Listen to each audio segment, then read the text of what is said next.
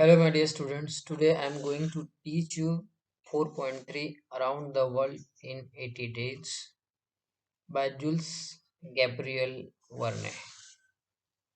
In this video lecture, we shall learn the remaining portion of this novel Around the World in 80 Days. So let's start to teach.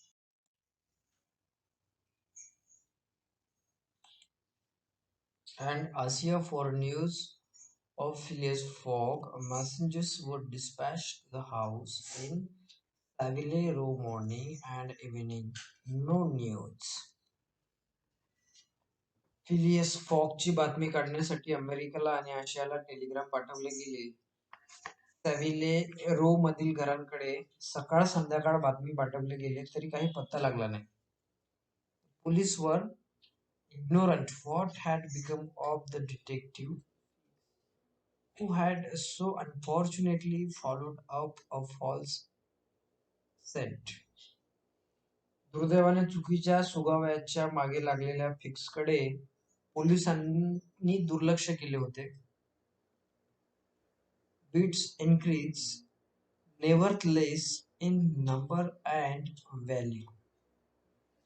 पण पैजांची संख्या आणि त्यांचे मूल्य वाढत चालले होते. Phileas Fogg, like a racehorse, was drawing near his last turning point. आणि शर्यतीच्या घोड्यासारखा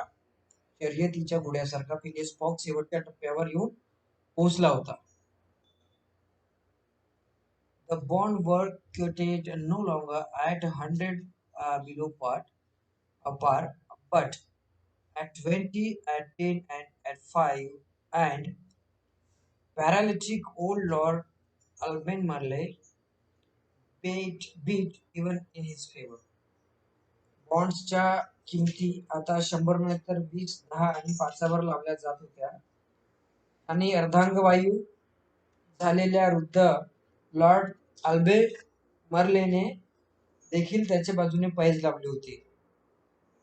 Great crowd was collected in Pall Mall and the night burning street in Saturday evening. Seems like a multitude of brokers permanently established around the Reform Club. Paul mall आणि आजूबाजूंच्या रस्त्यावर शनिवारी संध्याकाळी मोठी गर्दी जमली. Reform club भोवती अनेक दलालांनी जणू कायमस्वरूपी त्या ठिकाणी आपले ठाण मांडले होते. Circulation was impeded and everywhere dispute, discussions and financial transactions were going on. व्यवहारात अडथळे येत होते आणि सगळीकडे वाद, चर्चा आणि आर्थिक व्यवहार सुरू होते. The police had great difficulty in keeping back the crowd, and as the hour when Phileas Fogg was due approached, the excitement rose to its highest pitch. जमावाला ताब्यात ठेवणे पोलिसांना आता कठीण जात होते आणि फिलियस फॉग पोहोचण्याची वेळ जशी जवळ येत होती तशी सर्वांची उत्कंठा शिगेला पोहोचली होती. The five antagonists of Phileas Fogg had met in the great saloon of the club. Phileas फॉगचे 5 विरोधी क्लबच्या मोठ्या सलून मध्ये भेटले होते. John Sullivan and Samuel Fallentin, the bankers Andrew Stuart, the engineer, Gauthier Ralph, the director of Bank of England, and Thomas Flanagan, the brewer, one and all waited anxiously. John Sullivan आणि Samuel Mallentin हे दोघे bankers, engineer Andrew Stuart, bank of इंग्लंडचे संचालक Gauthier Ralph आणि brewer Thomas Flanagan जे आहे ते अगदी अस्वस्थपणे वाट पाहत होते हे सगळे. When the clock indicated 20 minutes past 8, Andrew Stuart got up, saying, "Gentlemen, in 20 minutes the time agreed upon between Mr. Fogg and ourselves will have expired." घड्याळात 8:20 झाल्यावर अँड्र्यू स्टुअर्ट उठला आणि म्हणाला, "सज्जन हो, अजून 20 मिनिटांनी मिस्टर फॉग आपल्या आणि आपल्या ठरलेली वेळेची मुदत संपेल. What time did the last train arrive from? You will ask Thomas Flanagan. Liverpool वरून शेवटची ट्रेन किती वाजता आली?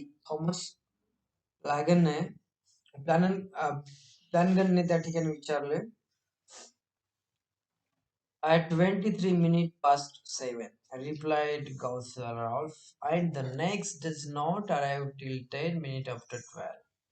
7 वाजून 23 मिनिटांनी गौथियर राब उत्तर दिलं त्या ठिकाणी त्यांनी, आणि पुढचे 12 वाजून 10 मिनिटाच्या आत येणार नाही पुढची ट्रेन जी आहे.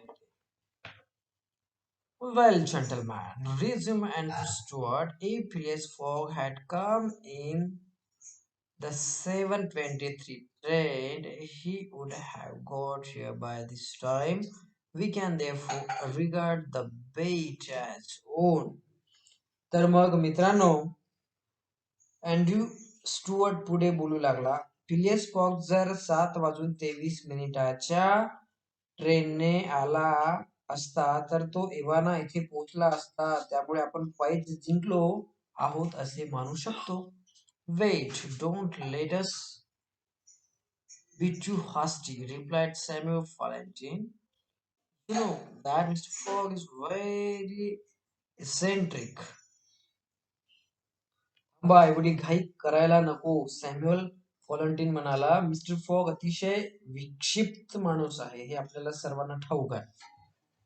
His punctuality is well non, म्हणजेच त्याचा वक्तशीरपणा सर्वश्रुत आहे. सभी को पता है कि वो पंक्चुअल इंसान है.